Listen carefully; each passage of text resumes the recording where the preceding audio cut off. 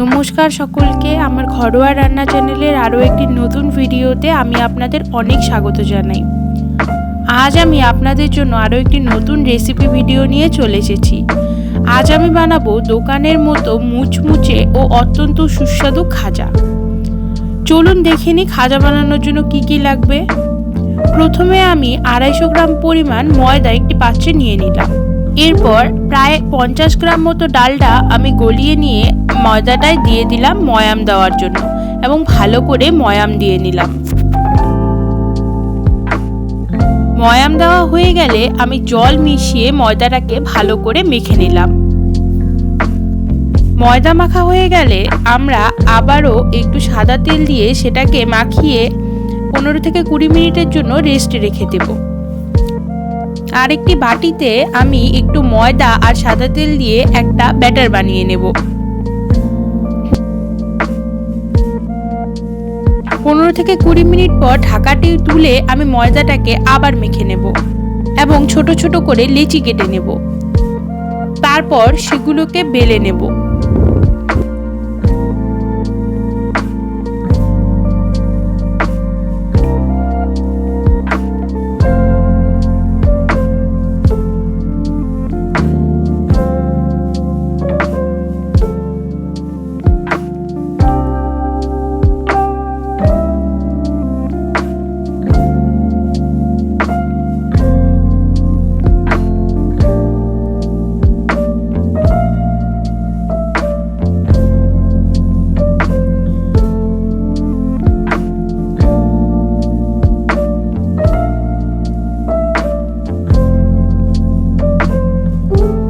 রুটিগুলো বেলা হয়ে গেলে আমি অয়েল প্রেসার দিয়ে সেই ব্যাটারটি রুটিগুলোর উপর লাগিয়ে নিয়ে একের পর এক রুটি চাপা দিতে থাকবো।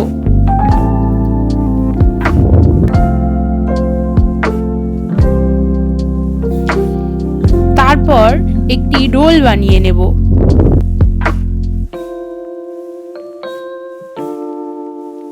এবং রোলটিকে ছুরির সাহায্যে গোল গোল করে কেটে নেব।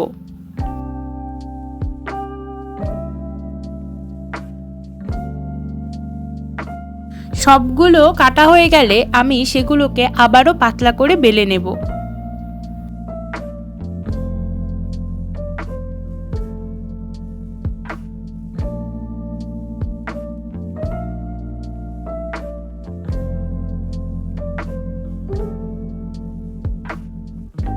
একে একে সবগুলো বানানো হয়ে গেলে আমি কড়াইয়ে তেল দিয়ে গরম করে নেব।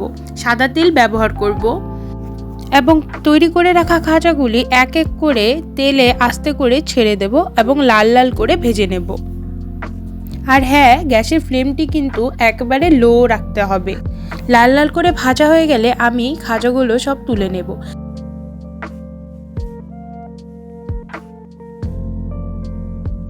এখন আমি আরেকদিকে শিরা বানানোর জন্য 1 বাটি চিনি এবং 1 বাটি জল নিয়ে নিলাম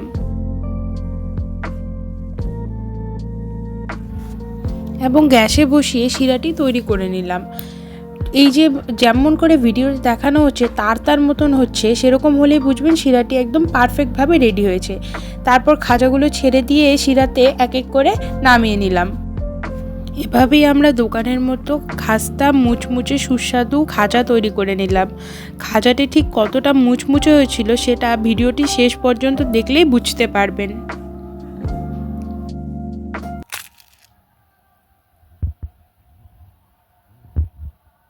আশা করছি ভিডিওটি আপনাদের অনেক ভালো লাগবে। ভালো লাগলে সাবস্ক্রাইব করে পাশে থাকবেন।